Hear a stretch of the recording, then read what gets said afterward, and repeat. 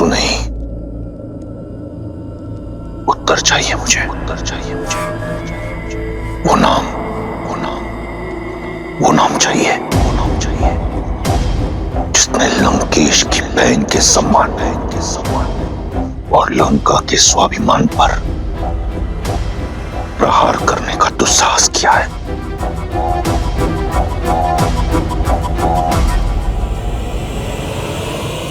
और मुझे प्रतिकार, उस उद्दंडी का संहार, उस राम का सर्वनाश चाहिए मुझे भैया।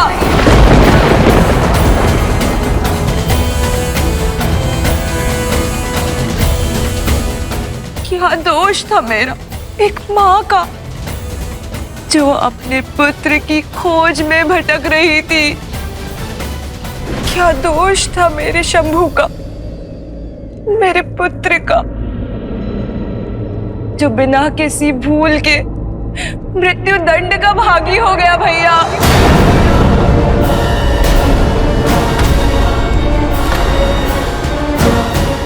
शंभू। हाँ भैया, मार डाला उन वनवासियों ने आपके लंकेश के भांजे को।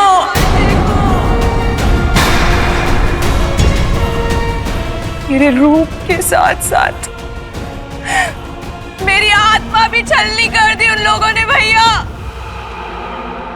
जब दंडक में ये सब हो रहा था तो क्या कर और दूषण मौन थे? नहीं भैया, वो मौन नहीं थे, किंतु अब वो सदा सदा के लिए मौन हो गए हैं भैया।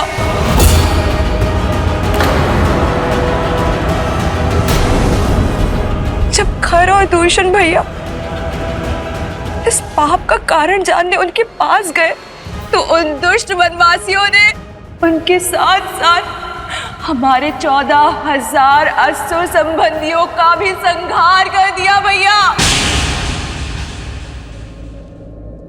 राम और लक्ष्मण ने राक्षसों के विरुद्ध युद्ध का शंखनाद कर दिया भैया। और वो सीता मेरा आपकी बहन का अपमान देखकर प्रसन्न हो रही थी भैया। मुझे प्रतिकार चाहिए भैया, प्रतिकार चाहिए भैया।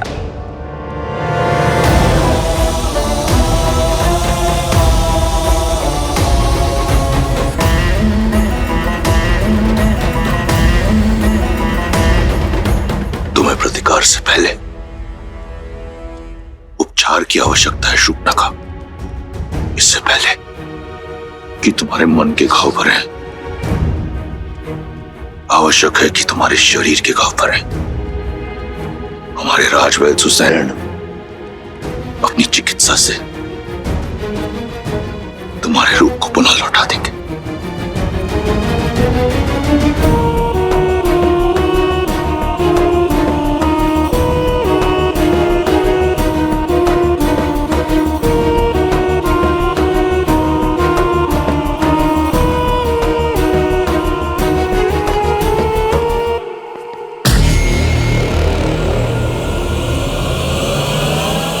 स्मरण रहे,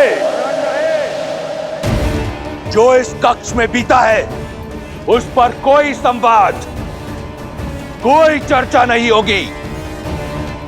मेरे बहन के इस अपमान की चर्चा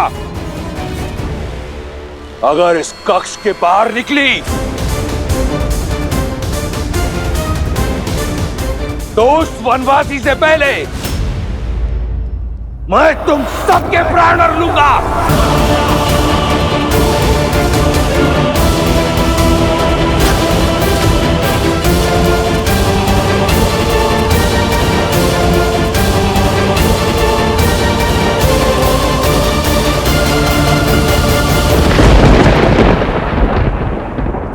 तुम लंका के सर्वश्रेष्ठ गुप्तचर हो। मैं चाहता हूं कि तुम शीघ्र अतिशीघ्र दंडक जाओ और 3 वनवासियों के बारे में पता करो, राम, लक्ष्मण और सीता। वो उस वन में क्या कर रहे हैं, उनका उद्देश्य क्या है, मुझे सूक्ष्म विवरण चाहिए। मैं सब कुछ जानना चाहता हूं। जैसी आज्ञा लंकेश।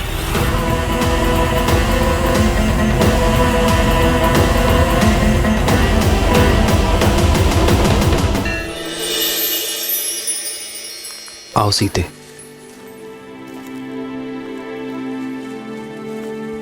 हम कहाँ जा रहे हैं आर्य?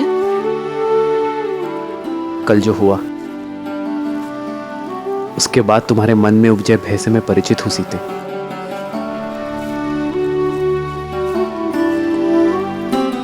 तुम्हारी प्रसन्नता कहीं लुप्त हो गई है,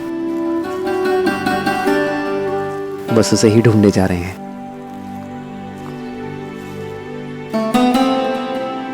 और मुझे विश्वास है कि अपनी सीते की प्रसन्नता मैं ढूंढ लूंगा। आओ।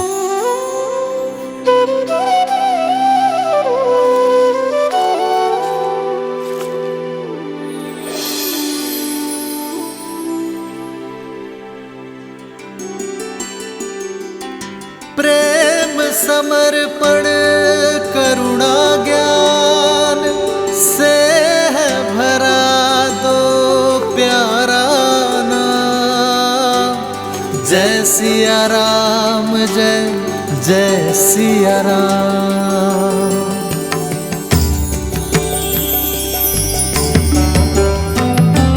राम है लोचन, सीता दृष्टि, राम है अद्भुत। सीता वृष्टि, राम सियासा। जानती नहीं थी कि इस भयानक वन में इतना सुंदर स्थान भी हो सकता है। देखा, लौट आई ना तुम्हारी प्रसन्नता। अपने इन भावों और प्रयास से आप मेरे मन को आनंदित कर ही देते हैं। कैसे वनवास के इस जटिल समय को आपने अपने समर्पण से कितना सरल बना दिया। तुम भी तो मेरा हर पल सुंदर बना देती हो सीते। अपने प्रेम से ही तो तुमने इस वन में स्वर्ग बसाया है।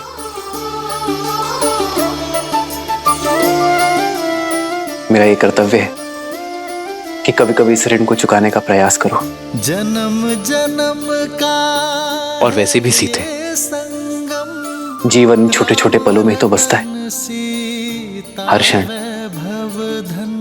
भविष्य की चिंता करने से श्रेष्ठ तो यही है एक है कि हम हर पल एक समर्पण, वर्तमान में आनंद को ढूंढे। एक है रूप तो दूजा दर्पण। ठीक कहा आपने आर्य। लोचन मैं इस आज को, दृष्टि, इस क्षण को, है बादल। इस प्रेम को सजो लेना चाहती हूँ जीवन भर के लिए।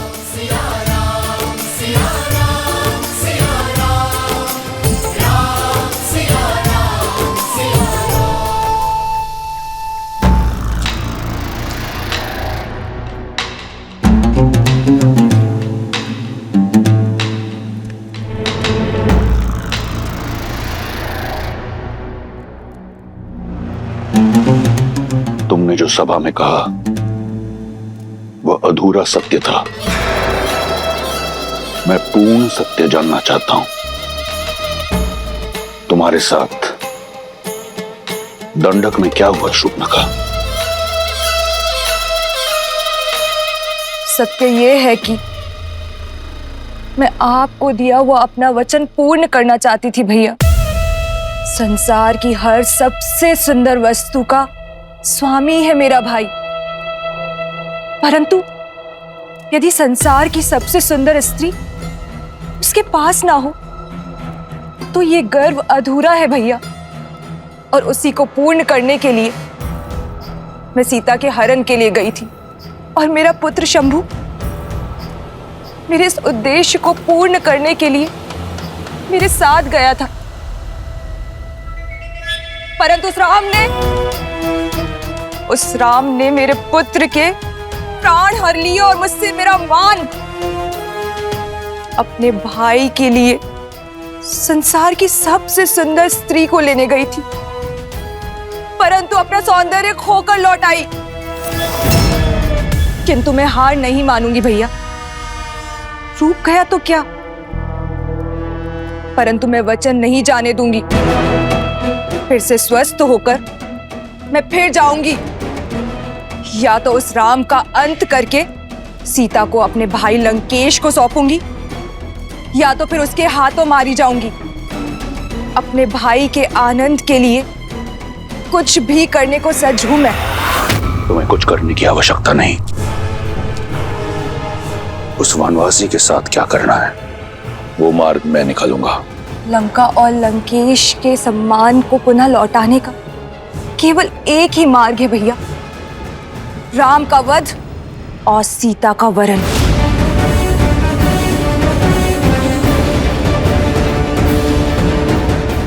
अपने बलिदानों के बदले केवल और केवल अपने भाई की प्रसन्नता चाहती है ये बहन।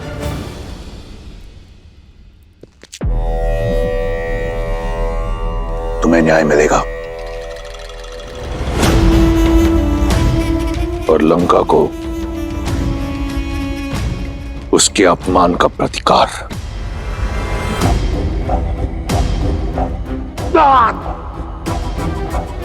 जो तुम्हारा नहीं है उसे पाने की लालसा छोड़कर जो है उसी में संतुष्ट रहना सीखो।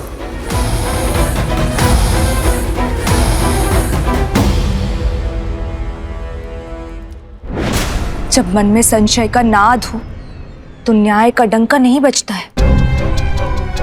मैं जानती हूं भैया कि महादेव को दिए हुए वचन के कारण आप चिंतित हैं, परंतु अब तो वो भी आड़े नहीं आएगा भैया, क्योंकि अब आप सीता पर दृष्टि नहीं डाल रहे हैं, आप प्रतिशोध ले रहे हैं अपनी बहन और अपने वंश पे किए गए अपमान का। आपके पास उत्तर देने के लिए है महादेव को कि आपकी बहन पर जो अत्याचार हुआ है उसका दंड दे रहे हैं आप राम को, उसके प्राण लेके। एक अबला विधवा का उद्धार करने के लिए उससे विवाह किया। सीता लंका के स्वर्ण महलों में रहने के योग्य है, ना कि वन में दर दर भटकने के। सीता उस राम के योग्य नहीं जिसके तन पर ना तो वस्त्र है और ना पैरों में पादुकाएं।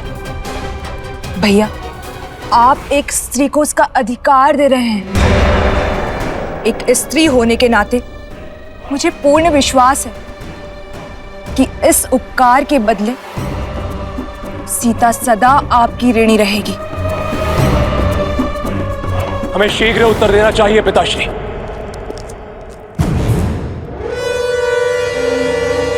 ये प्रहार हमारी कुल की गरिमा पर हुआ है, हम इसका प्रतिशोध अवश्य लेंगे। अब आज्ञा दीजिए पिताश्री, मैं अभी इसी क्षण अपनी सेना को लेकर प्रस्थान करता हूं और राम को उसके किए का दंड देकर आता हूं।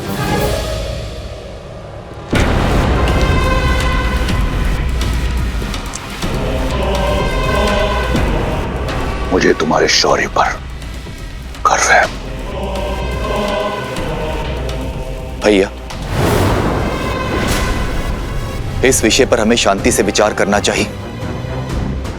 राम साधारण मनुष्य नहीं लगते।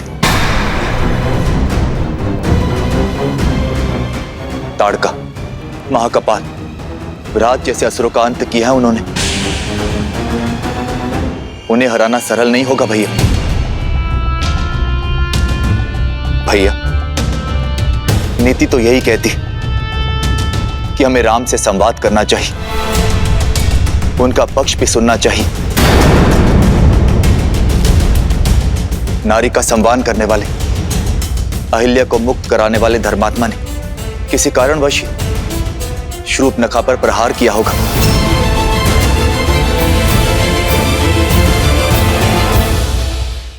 नीति नीति ये नहीं कहती कि तुम उस राम को धर्मात्मा कहो।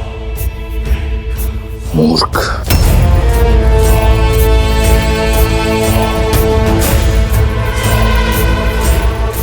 स्वामी, शूर्पणखा के साथ जो हुआ उससे मैं भी दुखी और उत्तेजित हूं, किंतु मुझे लगता है कि सत्य उससे अधिक बड़ा है जितना शूर्पणखा ने बताया।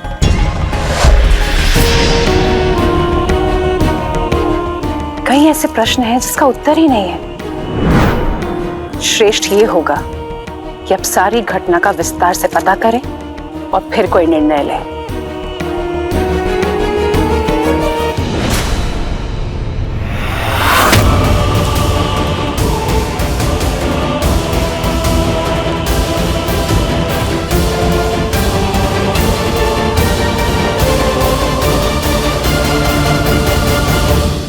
दो 210, 211, 212।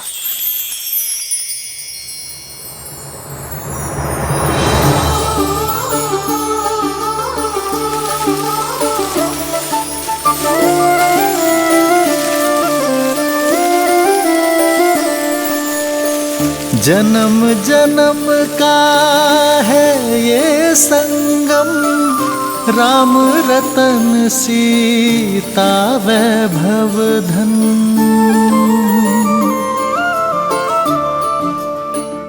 213, 214, 215, 216, 217।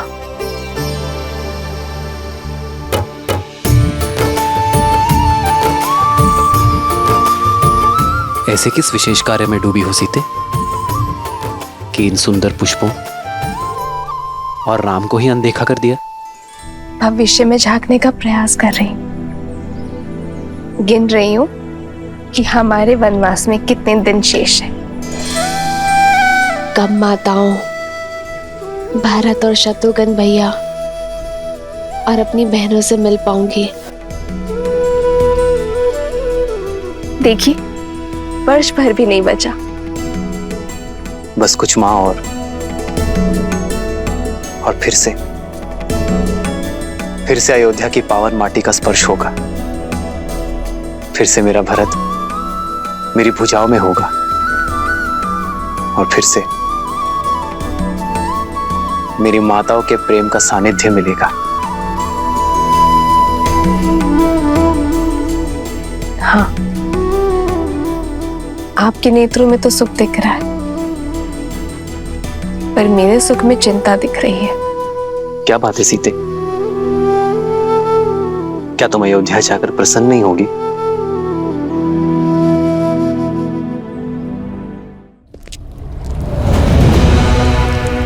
इस विशेष कार्य पर जा रहे हैं लंकेश। अचानक कहां प्रस्थान कर रहे हैं? बार शूर्पणखा की नाक पर नहीं, लंका के सम्मान पर हुआ है।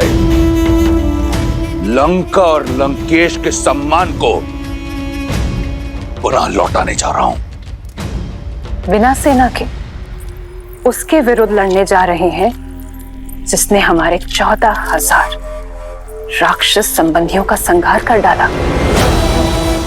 स्मरण रहे, तुम लंकेश, दशानन, रावण से बात कर रही हो। वो रावण काल जिसका दास है, जिसकी नाभि में अमृत का वास है। साधारण दिव्यास्त्रों से उस तुच्छ मनुष्य ने 14,000 राक्षसों का संहार किया होगा, परंतु 14 लोगों के स्वामी के समक्ष टिक नहीं पाएगा वो। महाबली गज भी एक छोटी सी चींटी के सामने धराशायी हो जाता है लंकेश। मत भूलिए कि आपके वरदान में मनुष्यों से अभेदान नहीं है। और वो कोई साधारण मनुष्य नहीं है लंकेश। श्रेष्ठ यही होगा कि आप मेघनाथ को साथ लेकर जाइए। आखेट पर श्वान को लेके जाया करते हैं मंदोदरी, सिंह को नहीं, मैं जिस कार्य के लिए जा रहा हूं उसके लिए मेघनाथ की आवश्यकता नहीं, उस श्वान की आवश्यकता है जिसे मैंने इस दिन के लिए पाला है। तो क्या आप युद्ध नहीं करेंगे? तुम्हारी बुद्धि भय से ग्रस्त हो चुकी है। जिस पहनेपन ने मुझे रिझाया था वो कम हो गया है मंदोदरी। अपने राज्य से निष्कासित 2 वनवासियों को लंकेश चुनौती देगा? नहीं, शठे शाठ्यम समाचरेत। जैसा देवता वैसी पूजा, जैसा कर्म वैसा प्रतिकार। उस वनवासी ने मेरी बहन के सम्मान पर प्रहार किया, अब मैं उसके सम्मान पर प्रहार करूंगा। उसने रावण के विरुद्ध अपना शीश उठाया है, मैं समस्त संसार के समक्ष उसके नेत्र झुका दूंगा। उसने ऋषियों की रक्षा का बीड़ा उठाया है, मैं उसे लज्जित कर दूंगा कि वो स्वयं के सम्मान की रक्षा नहीं कर पाया। अब ये युद्ध बाहुबल से नहीं, रणनीति से होगा। आप करने क्या जा रहे हैं लंकेश?